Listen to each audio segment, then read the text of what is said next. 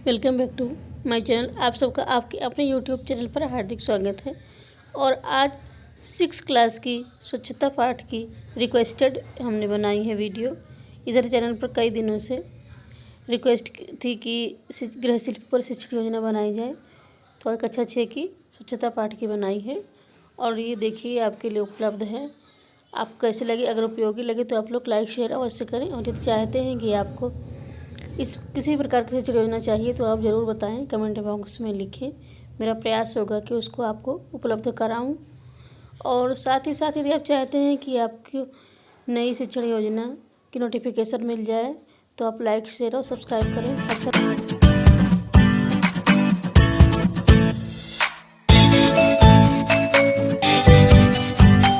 6 class की गृह शिल्प विषय की शिक्षण योजना प्रस्तुत है और पाठ का नाम है इसमें स्वच्छता।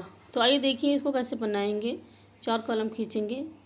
पहला है दिनांक, दूसरा कक्षा, तीसरा विषय और समय। तो इसमें देखिएगा लर्निंग आउटकम क्या है इसके लिए। पहला है बच्चे स्वच्छता की आवश्यकता तथा उसके महत्व को समझ रहे हैं। दूसरा है स्वच्छता के विषय में व्यापक तथा विस्तृत जानकारी प्राप्त करेंगे। प्रकरण का नाम है स्वच्छता। सीखने सिखाने की सामग्री, दीक्षा ऐप पर उपलब्ध सामग्री, स्वच्छता से संबंधित विविध प्रकार के चार्ट पेपर, पाठ्यपुस्तक, चाक डस्टर आदि।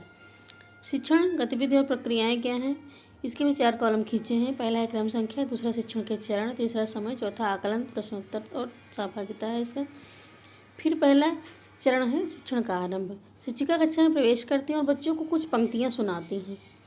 अच्छे बच्चे मंजन करते, मंजन करके कुल्ला करते, कुल्ला करके रोज नहाते, रोज नहाकर खाना खाते, खाना खाकर पढ़ने जाते।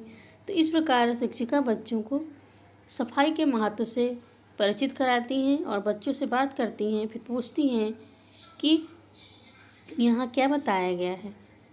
तो बच्चों की ओर से संभावित उत्तर आ सकता है कि स्वच्छता के विषय में बताया गया है। शिक्षिका पूछ स्वच्छता से क्या लाभ हैं।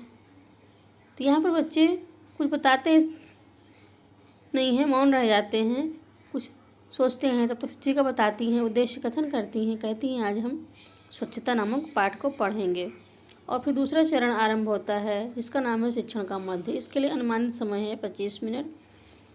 शिक्षिका बच्चों से पाठ्यपुस्तक खोलने को कहती हैं और स्वच्छता नामक पाठ को पढ़ने को कहती हैं। शिक्षिका पाठ का वाचन करती हैं और बच्चों से भी करवाती हैं। साथ ही साथ मुख्य तत्वों को भी समझाती हैं। घर की स्वच्छता से तात्पर्य बताती हैं। घर में किसी प्रकार की गंदगी एवं कीटाणु ना हो, घर की प्रत्येक वस्तु व्यवस्थित हो। इस प्रकार स्वच्छता घर की सुंदरता को स्थिर तथा व्यवस्थित रखती है। शिक्षिका बताती हैं कि घर की स्वच्छता को 4 भाग में बांट सकते हैं। पहला दैनिक स्वच्छता, दूसरा साप्ताहिक स्वच्छता, तीसरा मासिक स्वच्छता। और इसके बाद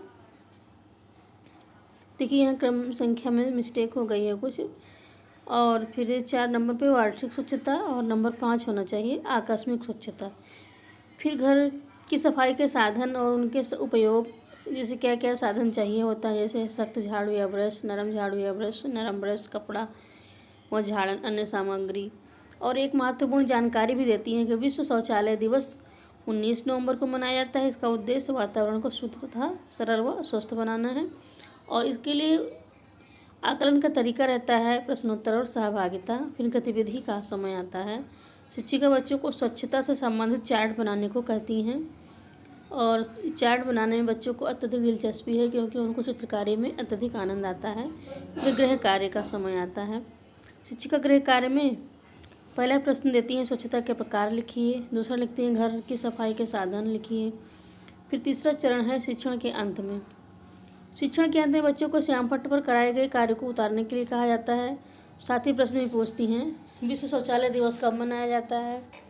बच्चों को 4 के समूह में विभक्त करके पॉलीथीन के नुकसान विषय पर लेख लिखने को कहा जा सकता है।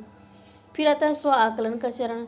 शिक्षिका जब कक्षा का स्व आकलन करती हैं तो यह पाती हैं कि बच्चों ने पाठ को समझ लिया है क्योंकि वह पूछे गए उत्तर को बता पा रहे हैं। इसके बाद आगामी कार्य योजना आती है। आगामी कार्य योजना में शिक्षिका बच्चों के लिखित कार्य की जांच करेंगी और बच्चों के बंद कराई जा सकने वाली गतिविधियों पर विचार करेंगी।